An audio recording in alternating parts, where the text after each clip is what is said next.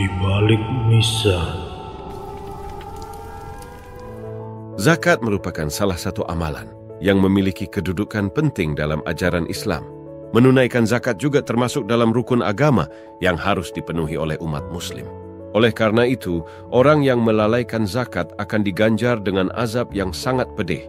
Mengutip buku Bunga Rampai Zakat dan Wakaf karya Sri Oftaviani, zakat menurut istilah berarti mengeluarkan sebagian harta yang telah diwajibkan Allah Ta'ala untuk diberikan kepada orang-orang yang berhak menerimanya dengan kadar tertentu. Hukum membayar zakat adalah wajib bagi setiap orang yang telah memenuhi kriteria sebagaimana ketentuan syariat Islam. Ancaman bagi mereka yang tidak mau menunaikan zakat tercantum dalam Al-Quran Surat At-Taubah ayat 34 yang isinya sebagai berikut.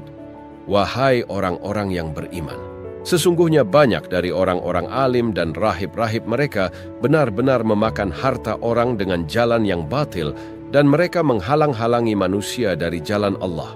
Dan orang-orang yang menyimpan emas dan perak dan tidak menginfakkannya berzakat di jalan Allah, maka berikanlah kabar gembira kepada mereka, bahwa mereka akan mendapat azab yang pedih.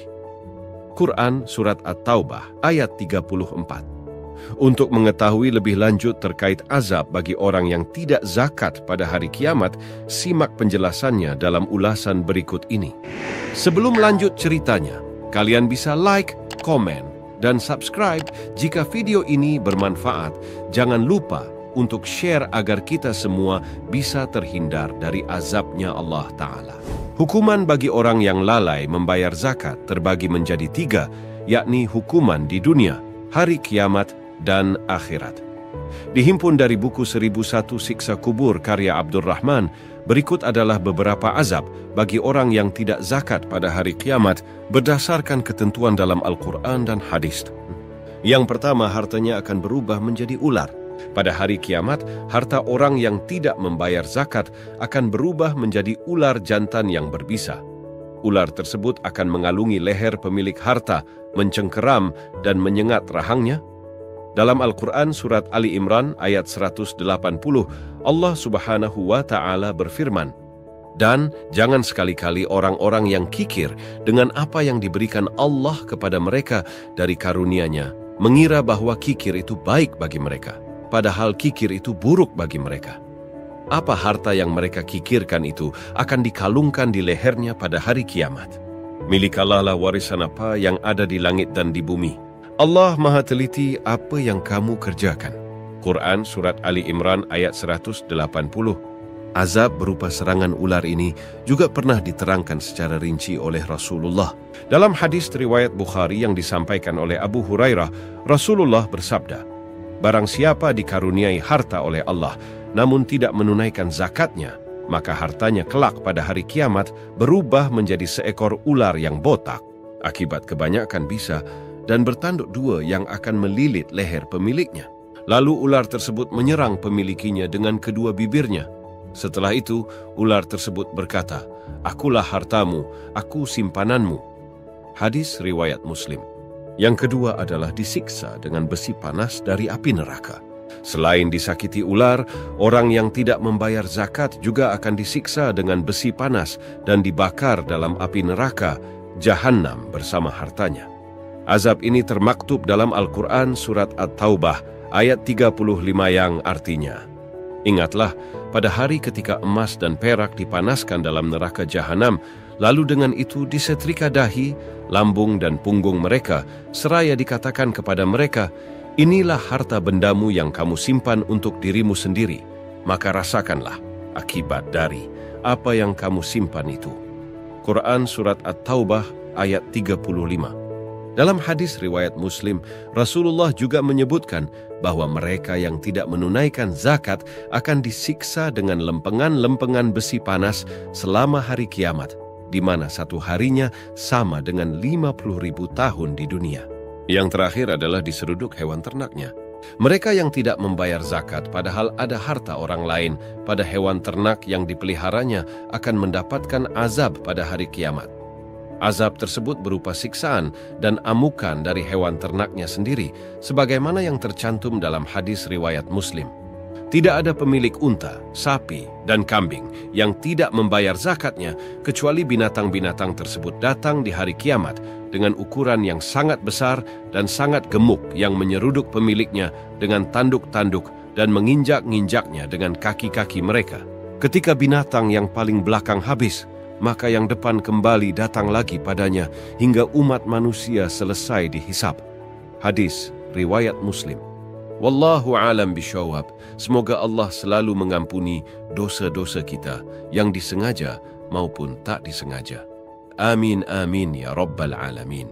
Wassalamualaikum warahmatullahi wabarakatuh. Di balik misa. Membatalkan puasa dengan sengaja tanpa adanya uzur dilarang dalam Islam. Bahkan, seorang Muslim yang melakukan hal tersebut harus menanggung sejumlah konsekuensi selain mengqadha puasanya. Memang terdapat sejumlah golongan yang diperbolehkan untuk membatalkan puasa secara sengaja, seperti musafir, orang sakit, orang tua yang tidak berdaya, wanita hamil dan menyusui, hingga orang yang tercekik haus.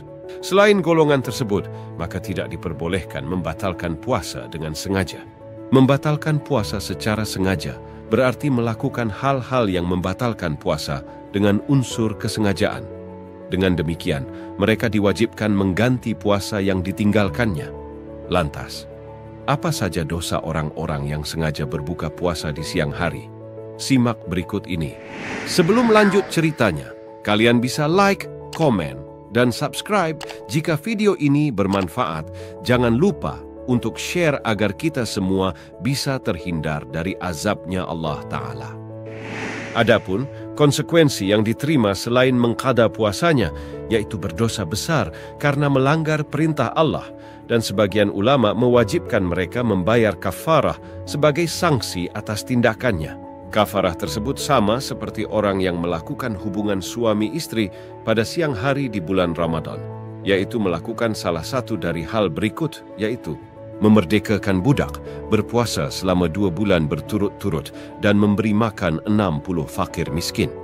Rasulullah Shallallahu Alaihi Wasallam pernah bersabda yang artinya, barang siapa tidak puasa 1 hari di bulan Ramadan tanpa adanya keringanan yang Allah Azza wa Jalla berikan kepadanya, maka tidak akan bisa menjadi ganti darinya, sekalipun ia berpuasa selama 1 tahun.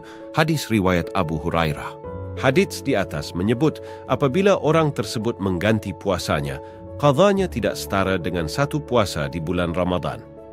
Melalui kitab Faidul Qadir, Syekh Abdul Rauf Al-Munawi menjelaskan 1 hari puasa Ramadan yang ditinggalkan tidak sama keutamaannya dibanding puasa di luar bulan Ramadan, meskipun puasa tersebut dilakukan terus-menerus. Sebab dosa tidak puasa 1 hari di bulan Ramadan tidak akan bisa hilang, sementara qadha yang dikerjakan di bulan Ramadan tidak bisa menyamai keutamaan puasa di bulan suci itu. Karenanya, sangat rugi seseorang yang tidak puasa atau dengan sengaja membatalkan puasa tanpa alasan yang dibenarkan. Terlebih, puasa Ramadan merupakan ibadah wajib yang dikerjakan oleh umat Islam sebagaimana termaktub dalam surat Al-Baqarah ayat 183. Yang artinya, wahai orang-orang yang beriman, diwajibkan atas kamu berpuasa sebagaimana diwajibkan atas orang-orang sebelum kamu agar kamu bertakwa. Menukil dari NU Online, dikatakan bahwa seseorang yang nekat membatalkan puasanya secara sengaja akan mendapat ancaman dan siksaan yang pedih di akhirat. Nantinya, tubuh mereka akan digantung dengan mulut yang mengeluarkan darah. Ini sesuai dengan sebuah hadits yang diriwayatkan An-Nasa'i. Berikut bunyinya. Dari Abu Umamah berkata, aku mendengar Rasulullah Shallallahu Alaihi Wasallam bersabda, pada saat aku tidur, aku bermimpi didatangi 2 orang malaikat membawa pundakku. Kemudian mereka membawaku, saat itu aku mendapati suatu kaum yang bergantungan tubuhnya, dari mulutnya yang pecah keluar darah. Aku bertanya, siapa mereka? Ia menjawab, mereka adalah orang-orang yang berbuka puasa sebelum diperbolehkan waktunya berbuka puasa. Hadis riwayat An-Nasa'i. Wallahu alam bisyawab. Semoga Allah selalu mengampuni dosa-dosa kita yang disengaja maupun tak disengaja. Amin amin ya rabbal alamin. Wassalamualaikum warahmatullahi wabarakatuh. Di balik misah